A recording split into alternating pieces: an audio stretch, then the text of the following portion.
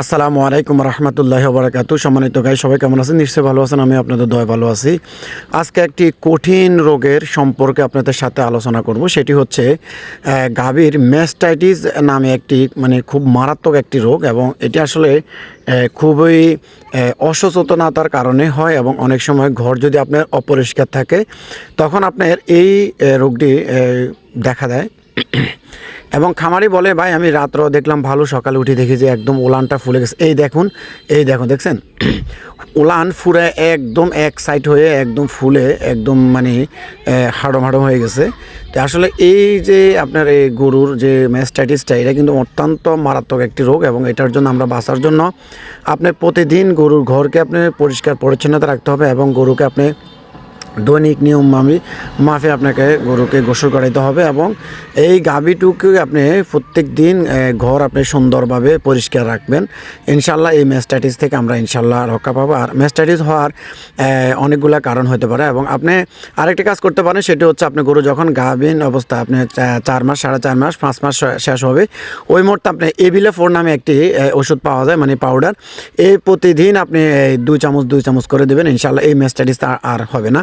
তো আসলে অনেকগুলো আছে, এবং আপনি ম্যাস্টাইটিস হওয়ার পরে নো ম্যাস্টাকের আছে, ম্যাস্টাকের প্লাস আছে, বিভিন্ন আপনার ওষুধ আছে এখানে, আপনি এগুলা নিয়ে খাওয়াইতে পারেন। তাহলে আসলে আর আপনি সাথে আপনি একজন ভালো ভেটেরিনারি সার্জনের সাথে আপনি কথা বলবেন, তখন উনি গিয়ে আপনার এই গাভীটিকে সুন্দরভাবে উনি যেভাবে পরামর্শ দেয়, আপনি আর বেশিরভাগ যদি এরকম হয়ে যায়, অনেকে ঠান্ডা পানি দিয়ে আপনি ওলানটুকুকে প্রতিদিন দিনে 2বার থেকে 3বার আপনি দিতে পারেন। ফ্রিজের বরফের পানি আপনি এইভাবে ওলানের মধ্যে খুব ঘুরাই আপনি দিবেন। ইনশাল্লাহ আশা করি আপনার এই ম্যাস্টাইটিসটা দ্রুতই ভালো ইনশাল্লাহ হয়ে যাবে। আর আরেকটি বিষয় হচ্ছে, আমি আপনাদের সাথে বলি, আপনারা বাছুরকে কখনো গাভীর পাশাপাশি রাখবেন না, একটু দূরে রাখবেন। এই যে ওনার আরেকটি গাভী, এটা হচ্ছে মাত্র আপনার 1 মাস 25 দিন বয়স। এটি আমার হাতের এশিয়া অ্যানিম্যাল জেনেটিক্সের একটি কৃত্রিম প্রজনন বাচ্চা, এবং ওনার এই আরেকটি এটি আলহামদুলিল্লাহ অনেক ভালো আছে এবং সুস্থ আছে।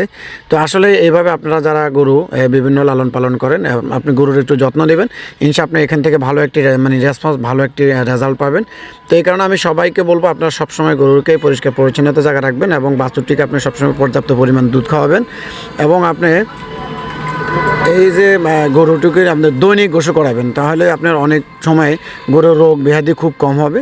তো আসলে দেখুন, এই যে গাভীটিকে খুব আমরা যথেষ্ট পরিমাণ খুব দেশির ভিতরে অনেক ভালো, এই গাভীগুলো প্রায় 2.5 কেজি 3 কেজি পর্যন্ত আপনার দুধ দিয়ে থাকে। তো আসলে সত্যি আপনি যদি বেকার বসে না থাকে, আপনি কিছু একটা চেষ্টা করুন, আপনি 2-1টা দিয়ে শুরু করুন, একটা গাভী দিয়ে অথবা একটা বাছুর দিয়ে আপনি শুরু করুন।